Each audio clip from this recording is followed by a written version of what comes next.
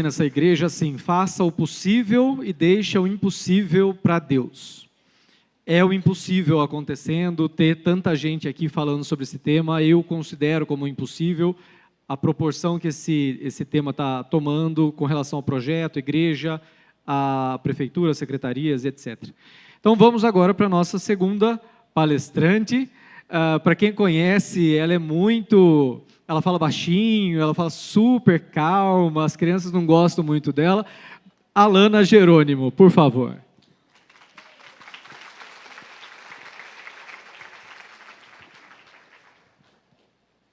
A Alana me deu uma bronca uma vez, ela falou assim: Turini, você é pai, você não é terapeuta, se joga no chão com seu filho e brinca com ele.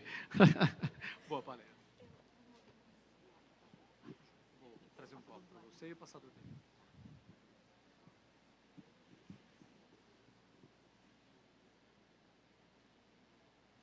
Olá, boa tarde, tudo bem? Eu sou Alana, sou terapeuta ocupacional.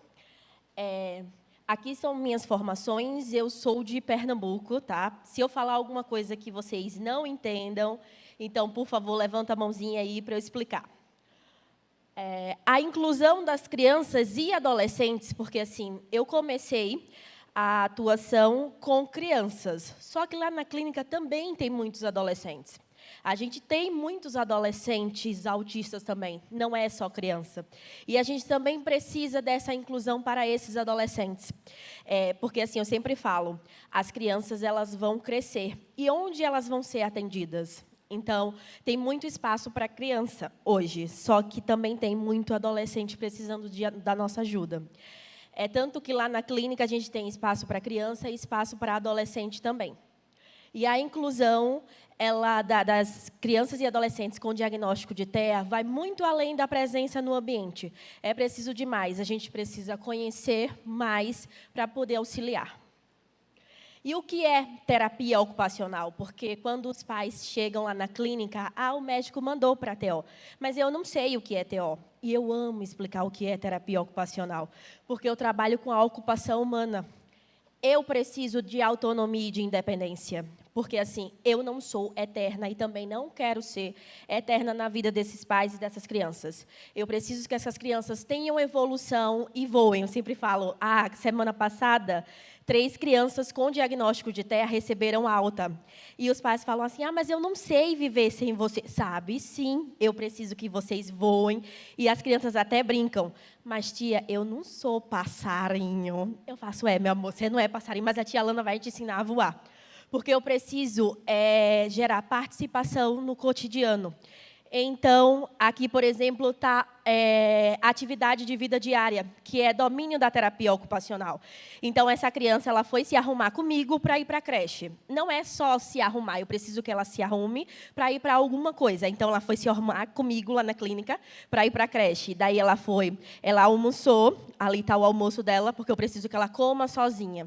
Só tem 3, 4 anos, é muito pequenininho. Eu concordo, é muito pequenininho. Mas ele vai crescer. E eu preciso que, quando ele crescer, ele não vá mais na tia Alana. Como a Carol falou, ele vai lá no futebol, ele vai na natação, ele vai em outras atividades. Então, a atividade de vida diária é isso aqui. Eu preciso do cuidado comigo. Então, está lá escovando o dente, colocando meia. Aqui ele já tinha trocado de roupa, já tinha almoçado. Aqui, lá na clínica, a gente tem uma casa para treino de atividade de vida diária. Por que uma casa? É o meu objetivo de terapia ocupacional, trabalhar autonomia e independência. Então, eu preciso que a criança e o adolescente aprenda lá naquela casa, que tem quarto, tem cozinha, para que depois ele leve esse mesmo repertório lá para a casa dele, que ele leve esse repertório para a escola. Penteando o cabelo e ali terminando de comer o brócolis, que ele falou que estava uma delícia. As atividades instrumentais de vida diária é o cuidado com o outro. Então, por exemplo, é uma demanda muito grande que os pais dos adolescentes me trazem. Eu preciso que ele manuseie dinheiro, que eu dou uma lista de compras e ele vá no supermercado fazer compras.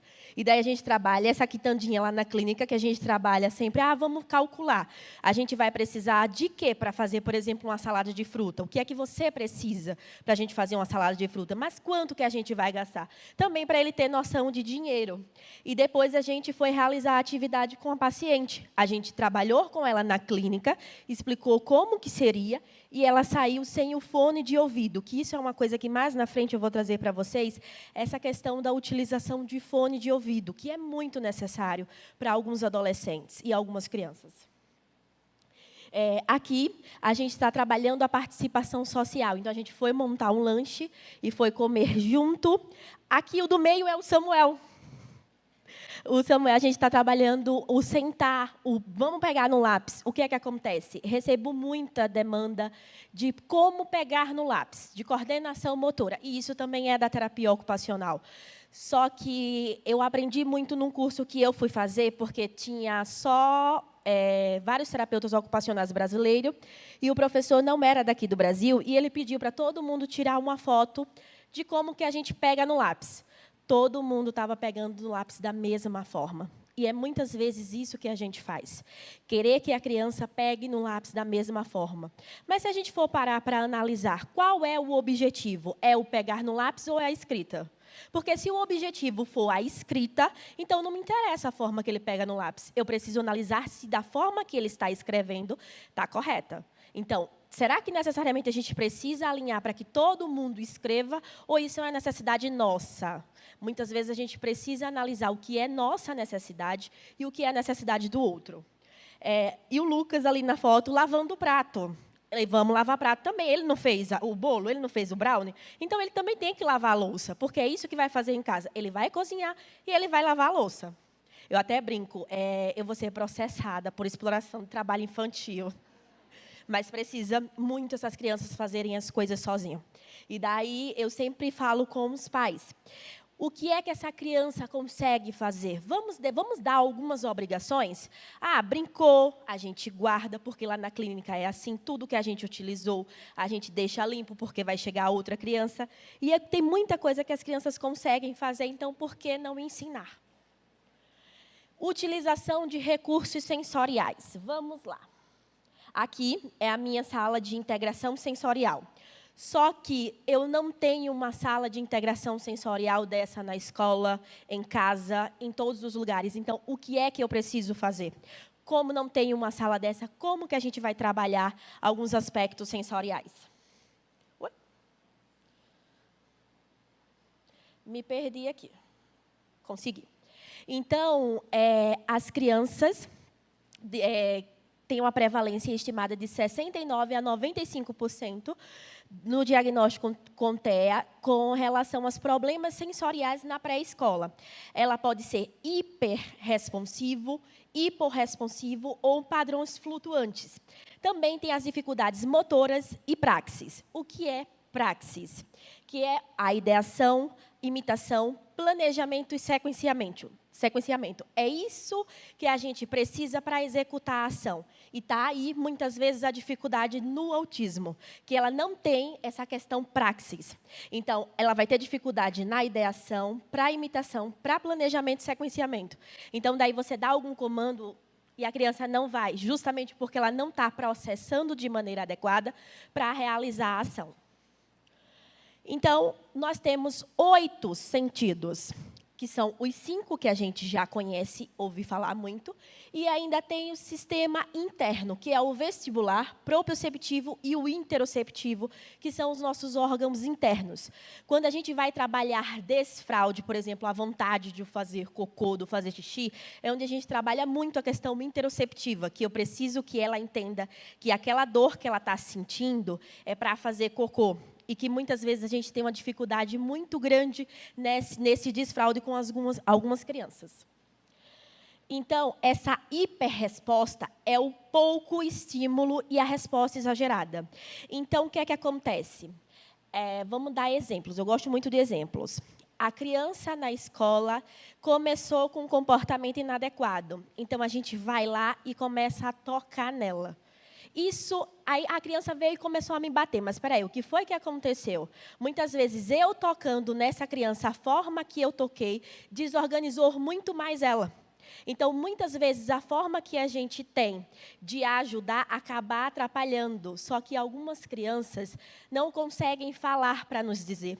E quando a gente para e vai conversar com autistas mais velhos, eles conseguem nos falar muita coisa sobre isso.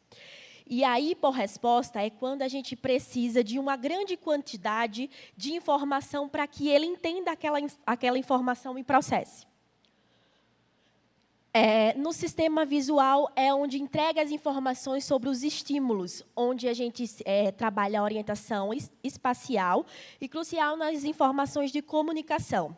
Então, quando a criança ela tem uma baixa responsividade, geralmente ela procura se estimular com luzes. Então, será que aquela criança que está lá buscando uma luz, ela não esteja querendo aumentar o nível de alerta para depois ela prestar atenção? Só que a gente precisa levar tudo isso em consideração. Porque será que quando ela está procurando se organizar, a gente não vai lá e tira essa organização? Muitas vezes aquilo incomoda a gente, só que a gente precisa entender que é a necessidade dele. Uma vez a mãe me trouxe que a criança precisava correr, e daí isso incomodava. Mas espera aí, incomoda a você que não consegue correr atrás dela? Incomoda quem que incomoda? Porque ela está correndo para se organizar. E eu fiz uma roda de conversa lá na clínica com os pais, e tem um pai de uma criança que ele tem diagnóstico de TEA. E ele estava se balançando. E daí eu cheguei para ele e eu fiz assim, vamos fazer um exemplo? Se eu for te prender para você não se balançar, o que é que vai acontecer? Ele falou, eu vou te bater.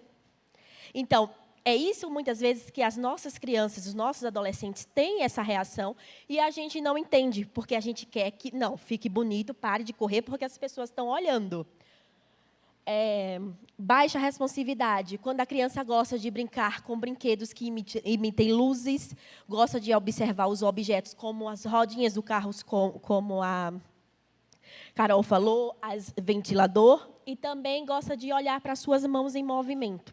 Só que essa criança, muitas vezes, ela pode ter baixa responsividade ou pode apresentar uma hiperresponsividade, que é quando ela se incomoda com luzes fortes. Por exemplo, eu estou aqui na frente, mas eu estou tão incomodada com aquela luz, não que isso esteja acontecendo, é só um exemplo.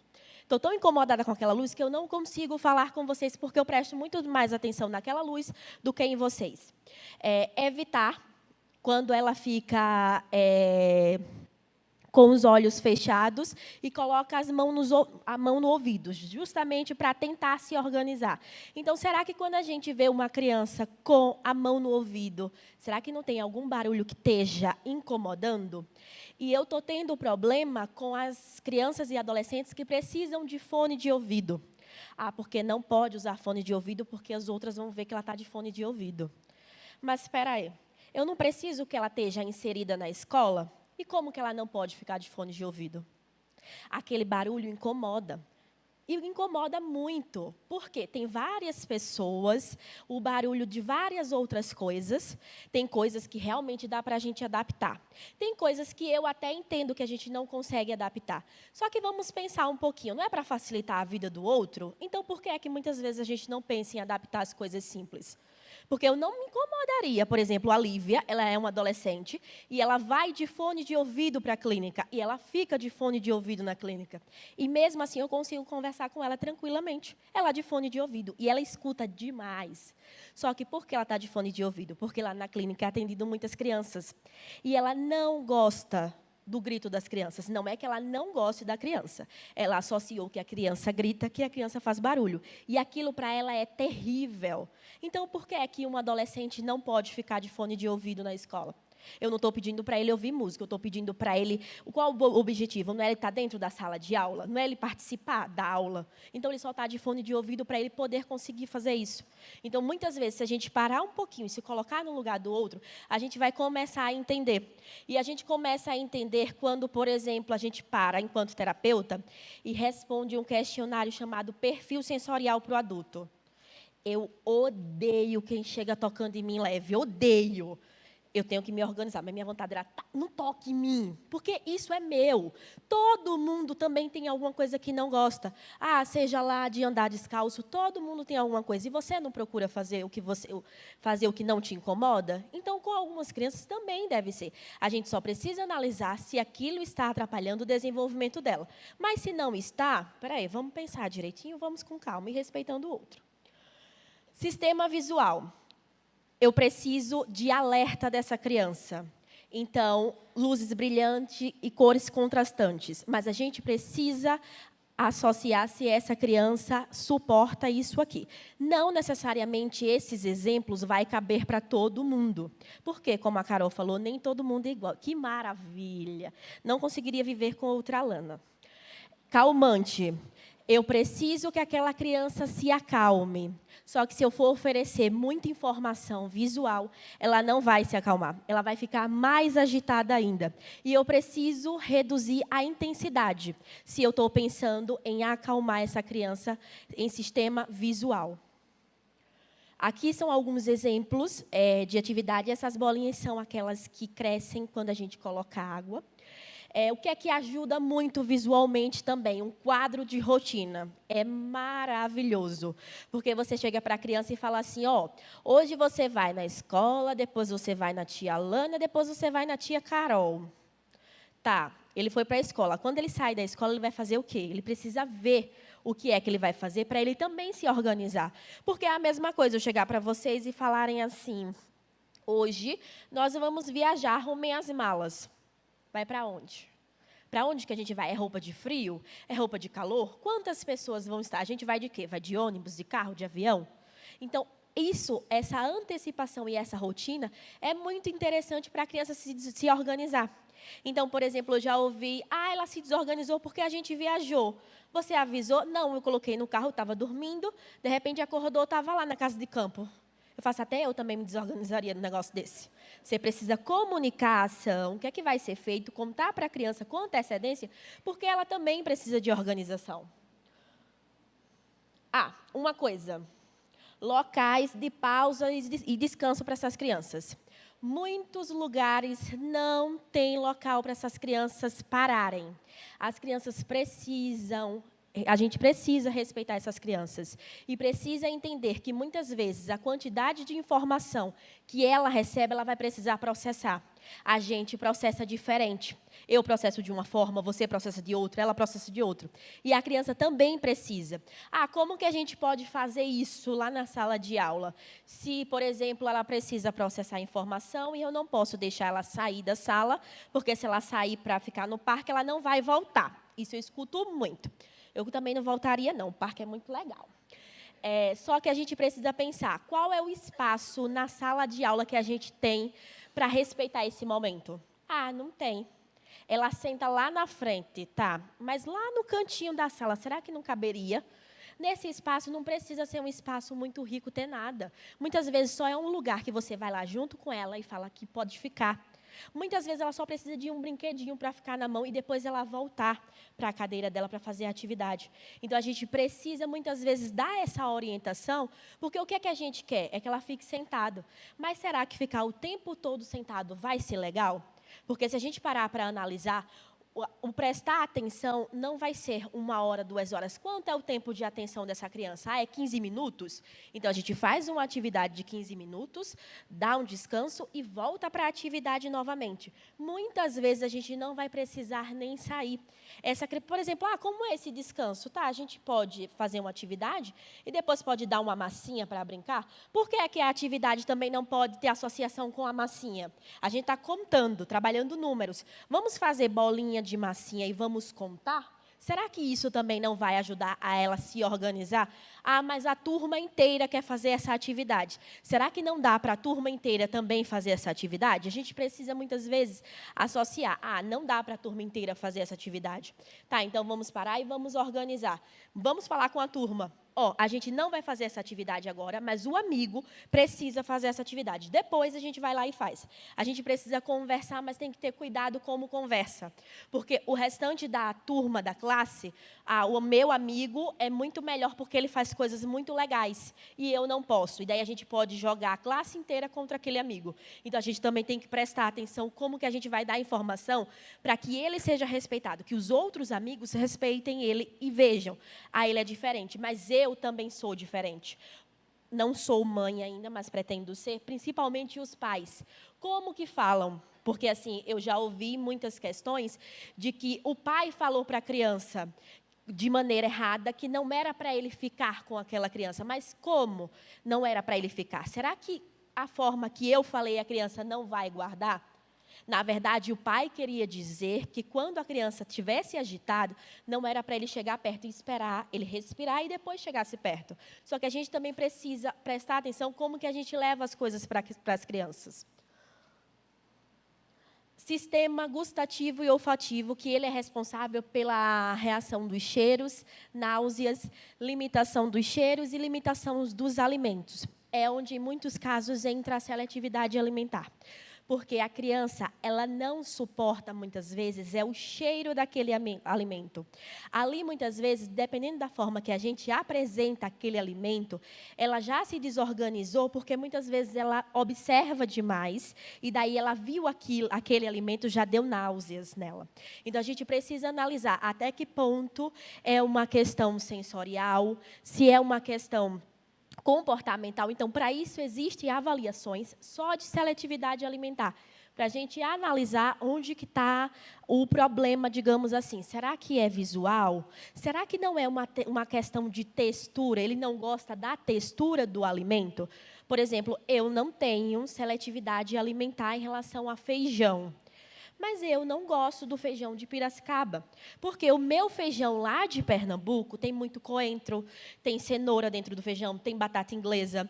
Então, da mesma forma que vocês que são daqui não são acostumados ou não gostam de coentro, vão ter dificuldade em comer lá. Isso não significa que seja seletividade alimentar. A gente gosta, mas dependendo da forma como esse alimento é oferecido, muitas vezes a criança não come. Eu tenho crianças que comem banana, mas se ele pega na banana, ele já não come mais, porque ele não consegue. É muita informação pegar na banana. Então, ele come, se a gente der a banana para ele, ou se a gente coloca a banana, parte, coloca no pratinho e dá o garfo, aí ele consegue comer sozinho. Mas ele não pode tocar na banana. E isso, muitas vezes, a gente precisa, na verdade, todas as vezes, a gente precisa de um trabalho em conjunto.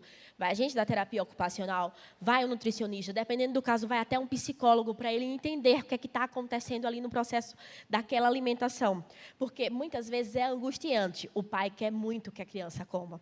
E daí o pai já fica naquela ansiedade. Só que aquilo não é interessante para a criança. Então, como que a gente vai trabalhar? Outra questão também, recebo muita demanda.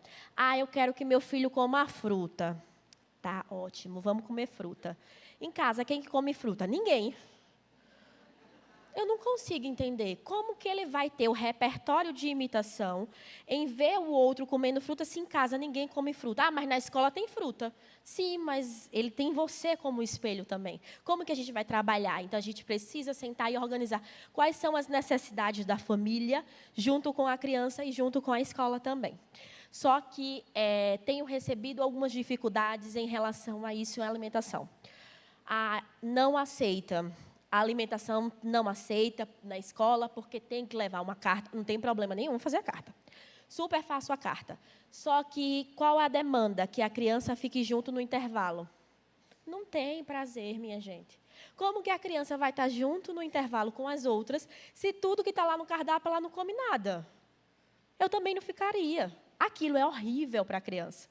Então, a gente precisa também parar um pouquinho. Será que, se a gente fizer uma carta, organizar certinho, não dá para ter uma banana na escola para aquela criança? Não dá para ter uma maçã na escola para essa criança? Por que é que a gente precisa que a criança fique a tarde inteira ou a manhã inteira na escola, mas não tem nada que ela come? Quando a mãe vai pegar, ela está irritadíssima, com certeza. Com certeza, porque ela está com fome. Então, isso a gente também precisa analisar. Eu não estou pedindo para ter caviar, mas tem coisas que dá para a gente conseguir, dá para a gente organizar. E daí é quando acontece a baixa responsividade, onde essa criança gosta de cheiros fortes, porque aquilo vai aumentar o nível de alerta. Onde essa criança passa o nariz no corpo dela, que é para sentir o cheiro, ou então ela chega perto de outras pessoas cheirando. E ela pode cheirar quando urina ou em relação a fezes também. Ela busca aquele cheiro. Então, ela busca o cheiro de tudo para conseguir processar a informação.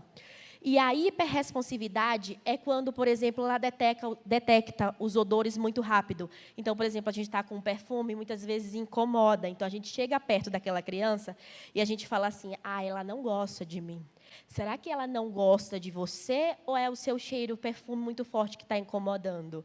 Ou será o meu tom de voz que eu falo muito alto que incomoda? Tem sessões que vocês vão vir lá no início da rua, a Alana está gritando com a criança, fazendo atividade. Vamos, não sei o quê, não sei o quê.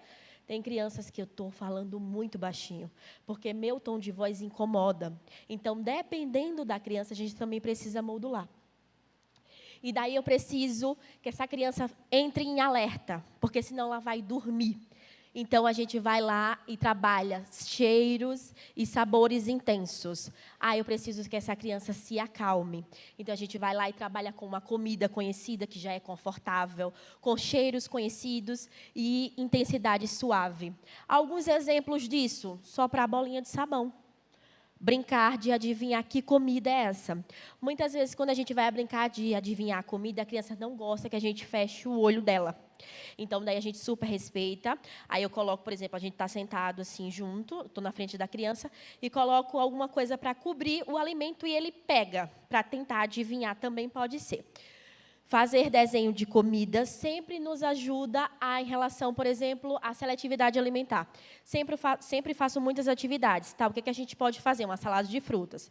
Então, a gente trabalha todo o processo, desde a parte de desenhar as frutas, ou então de escrever, dependendo da idade, que fruta a gente vai precisar, quanto que a gente vai precisar. A gente trabalha o brincar com essa fruta para depois vir essa fruta na prática. E caixas sensoriais com cheiro e massinha com cheiro. Essa caixa sensorial, mais na frente tem aí fotos. Tá? Aqui são algumas atividades. Sistema auditivo, que é responsável pela informação sobre os estímulos distantes, que contribui com a orientação espacial e crucial no desenvolvimento da linguagem. Então, daí, quando a criança apresenta, procura por fonte de sons, gosta muito de objetos que emitem sons, que geram ruídos com a boca e muitas vezes com os dentes, geralmente essa criança tem uma baixa responsividade auditiva. Quando a criança tem medo de ruídos altos, geralmente as crianças têm medo de aspirador de pó, liquidificador, acorda facilmente, geralmente ela tem a hiperresponsividade, ela responde demais. Então, por exemplo, por isso que incomoda tanto o barulho. Para alerta, eu preciso de sons fortes, de grande intensidade e músicas que mudam o ritmo. Para acalmar, eu preciso usar sons e músicas suaves, pouco variável. O que é que acontece com alerta e calmante? A gente precisa analisar se essa criança está muito hiper ou muito hipo. Depois é que a gente pode utilizar para acalmar ou para aumentar o nível de alerta. Alguns exemplos de atividades do sistema auditivo pode ser brincar de descobrir qual o som, associar o movimento com o som, brincar com instrumentos musicais, ouvir livros gravados também ajuda.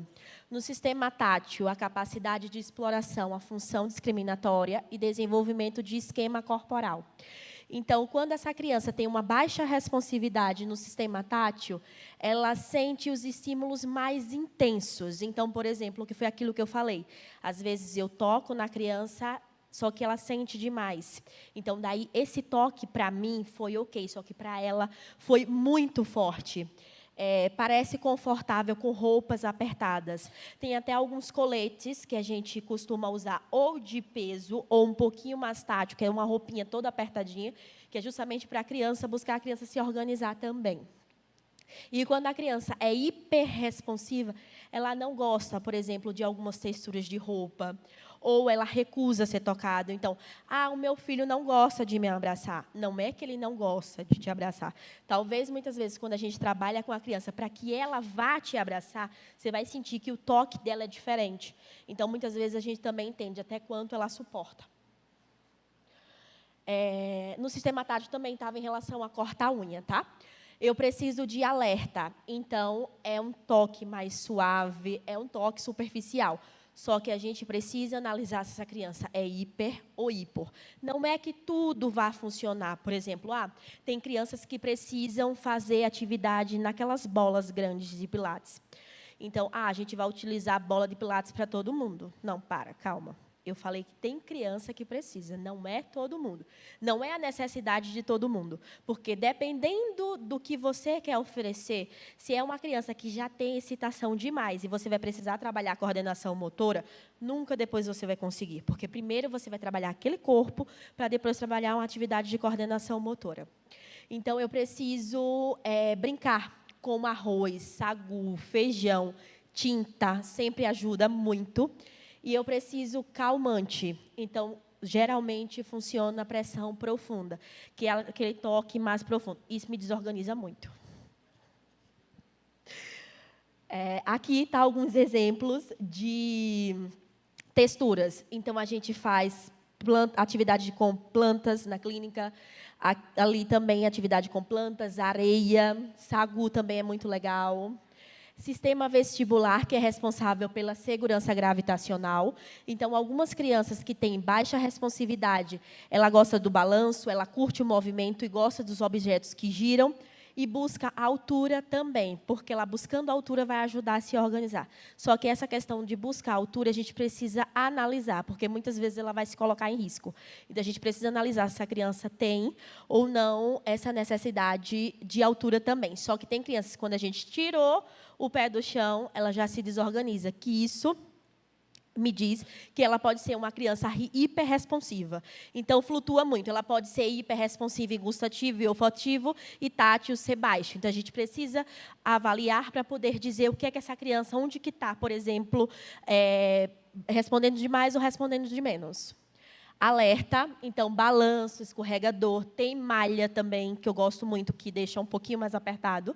E calmante é movimento linear e repetitivo e deixar a criança decidir sempre a quantidade de informação. Aqui tem alguns exemplos do sistema vestibular. Sistema proprioceptivo, que é a consciência corporal. Então, essa criança, ela procura abraçar as pessoas, ela tem pouca coordenação quando ela tem baixa responsividade. Morder, empurrar, bater, que geralmente é uma criança mais agressiva, justamente porque ela tem dificuldade no processamento de propriocepção. Então, para acalmar, eu preciso pular, atividades físicas.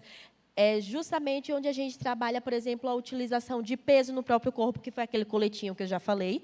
Alguns exemplos são massagem, amassar a bolinha. A questão do carrinho de mão é quando a gente coloca as duas mãos a criança coloca as duas mãos no chão e vai pegar as pernas da criança, para a gente fazer como se fosse carrinho de mão. Muitas vezes, algumas crianças não conseguem brincar de carrinho de mão. Já me liga o sinalzinho de alerta. Se ela não consegue fazer essa atividade de coordenação, ela também vai ter dificuldade para a escrita. Então, a gente precisa associar que as dificuldades, muitas vezes, da escrita não está aqui na mão, está, sim, na organização desse corpo. Então, se esse corpo não está organizado, eu também não consigo a escrita. Aqui são algumas atividades que a gente também pode estar fazendo. Essa foto aqui do meio é um disco que também tem crianças que utilizam para estar se organizando. Então, por exemplo, eu quero que essa criança fique um pouco sentada para fazer a atividade. Então, a gente utiliza a atividade com um disco. Sistema interoceptivo, que foi o que eu já estava falando, que é justamente quando essa informação do estado interno do corpo, onde vai me ajudar em relação à dor, temperatura, fome, sede, porque a criança está chorando, mas ela não fala o que é, e a gente precisa saber. Isso também acontece no adolescente. Ele fica muito irritado, só que ele está com vontade de fazer cocô. Só que ele tem uma dificuldade de fazer cocô. E isso está acontecendo, muitos exemplos lá na clínica. Tem muitas crianças que têm essa dificuldade, que é justamente a dificuldade de, digamos assim, perder. Então, a dificuldade de fazer cocô, a dificuldade de cortar cabelo, a dificuldade de cortar unha. Se as crianças estão inquietas, a gente vai lá e faz uma atividade de planejamento motor, depois a gente realiza uma atividade cognitiva. Por quê? Se ela está inquieta, com certeza eu não vou conseguir fazer uma atividade de atenção, porque ela não vai conseguir parar para realizar essa atividade. Algumas estratégias de inquietação motora, que é promover um espaço dentro da sala de aula ou um tempo fora, dependendo da criança. Tem crianças que vão entender esse tempo fora, tem outras que não vão entender, então a gente precisa analisar. Permitir que a criança troque de lugar dentro da sala, promover atividades físicas dentro da sala. Tem crianças, por exemplo, que eu peço para o pai não ir com o carro até a escola. Ele deixa um quarteirão e vai andando, justamente para a criança se organizar nesse processo de caminhada também, tá? Algumas estratégias, que é colocar a criança, por exemplo, no final da fila, funciona muito. Porque a gente, vamos fazer uma fila e vamos para o lanche. Só que ela está incomodada com quem está na minha frente, quem está atrás de mim, o que está fazendo, eu quero ver. Então, a gente coloca essa criança lá no final da fila para ajudar na questão de organização também. Aqui são algumas referências que eu utilizei para a apresentação. E a inclusão acontece quando se aprende com as diferenças, não com as igualdades. E muito obrigada, e aqui está meu contato. Oi? Não entendi. Tá. Coloca lá que o pessoal quer tirar foto das referências, por favor.